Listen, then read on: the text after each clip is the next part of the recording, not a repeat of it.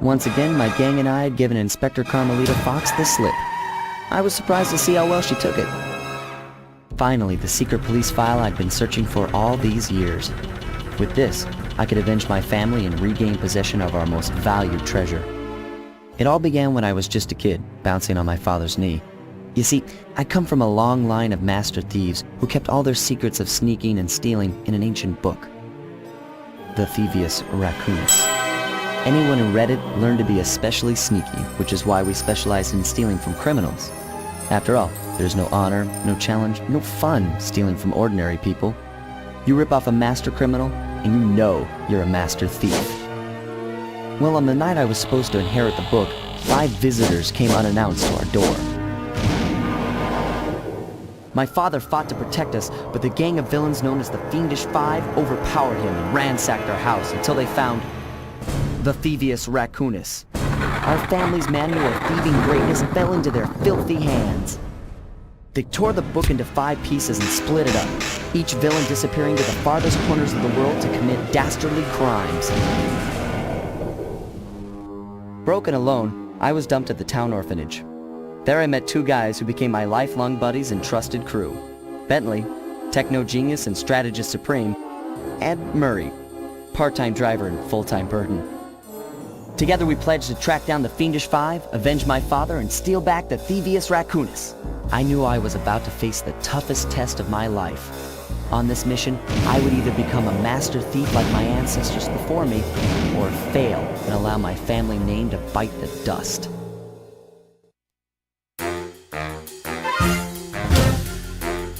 The road trip gave me the time I needed to study up on Sir Raleigh the Frog. As a young man, this hot-tempered frog grew bored of his life of luxury and privilege. On a whim, he tried his hand at a bit of piracy and found it to his liking. Raleigh, who quickly became addicted to crime, was brought into the Fiendish Five as chief machinist, where his evil tinkering genius rose to new heights. The last reported sighting of this mad machinist was off the soggy coast of the Isle o' Wrath, a small island uncomfortably situated in the middle of a perilous Welsh triangle.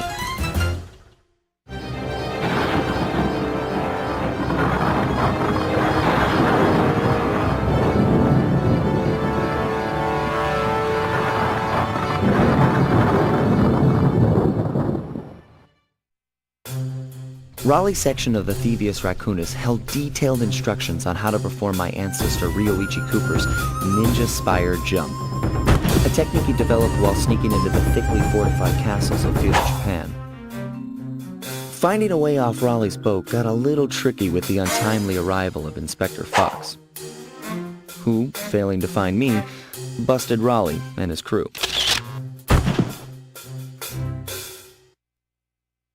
With the storm machine out of commission, boats found their way back onto the ocean, and the mystery of the Welsh Triangle faded from memory. My gang and I loafed around England for a while, enjoying the pleasant weather, and then headed back home, excited for our next heist.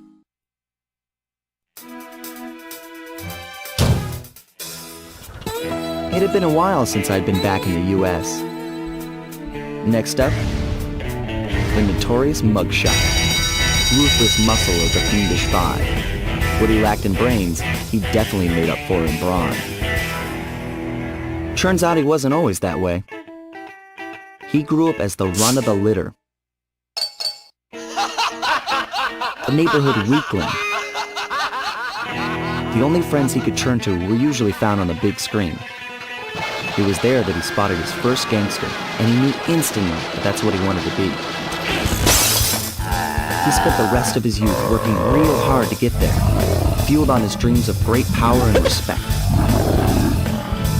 With enough perspiration, he realized that dream.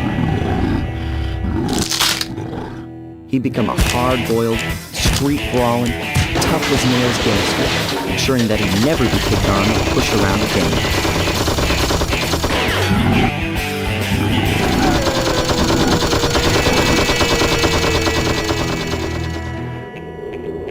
So he's holed up in Mesa City, huh? I've always wanted to go to that thriving American boom town.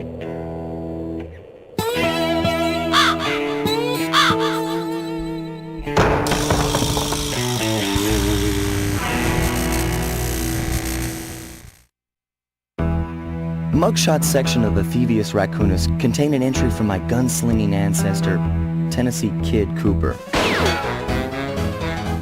His specialty was the rail walk and rail slide, moves perfected through a lifetime of theft in the Old West.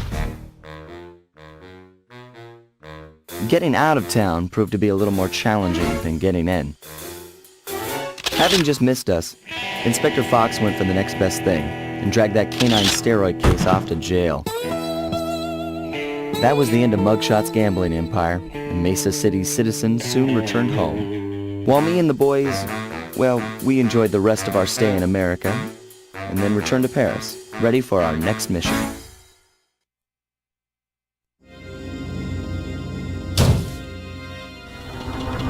The third member of the Fiendish Five was the infamous voodoo priestess, Ms. Ruby. Born into a family of mystics, other children found her scary. Teaching herself to summon the undead provided what few friends she had. A career in crime allowed an adult Ms. Ruby to punish the world for fearing her as a child. Chief mystic for the Fiendish Five, her powers allowed them to break both the laws of man and nature at the same time. Yet despite the whirlwind success of her youth, she managed to slip into obscurity. Last known sightings claim she headed out of civilization and deep into the Haitian jungle.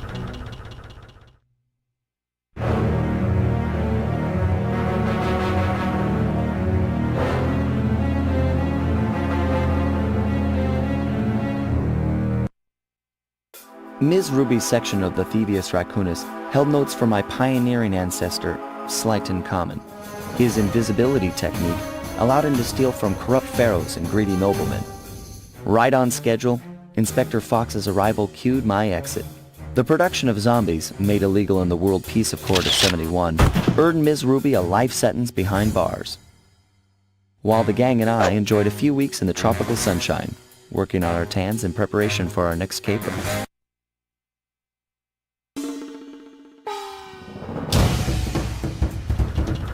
The road trip gave me the time I needed to study up on the Panda King.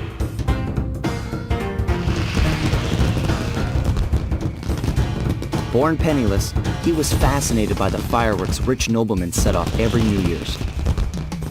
He spent a decade learning the art.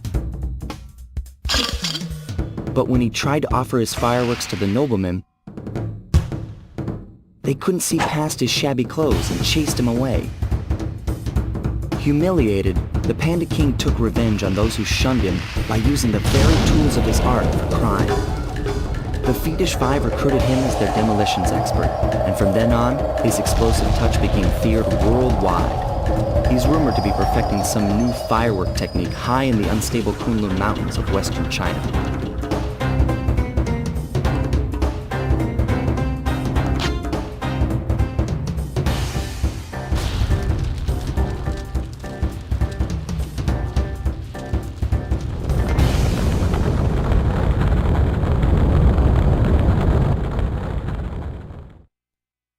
Retrieving the Panda King section of the Thievius Raccoonus gave me a chance to learn about my technically minded ancestor, Otto Van Cooper. Not known for his physical dexterity, Otto relied on vehicles to aid him in his criminal endeavors. Armed with his designs, I was sure Murray would be able to make some cool modifications to the team van.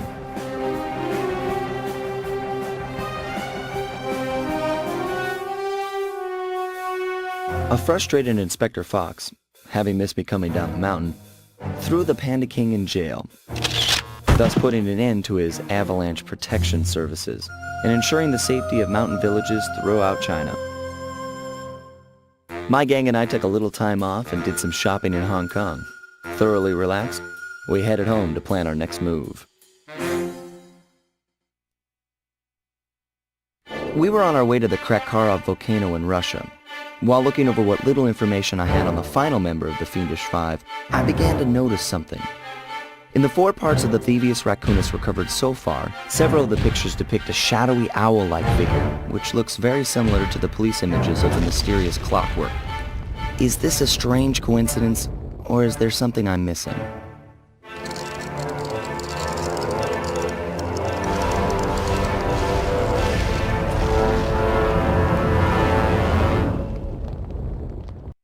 It took some tricky maneuvering, but I managed to snatch that last piece of the Thievius Raccoonus from Clockwork's claw.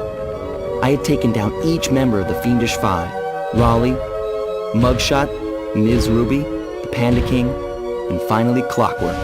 I'd beaten them all one by one and reclaimed my birthright. Of course, there was no way I could have gotten here without the help of my pals.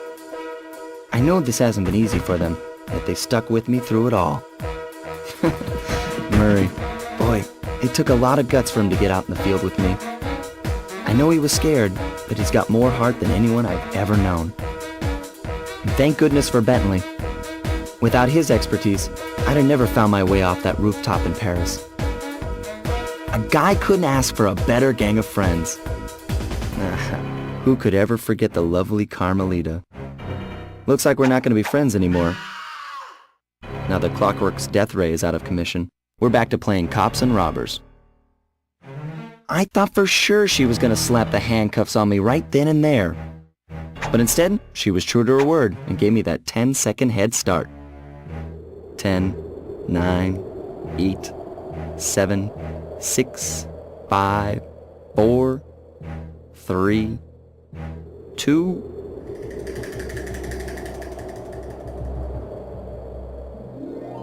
1.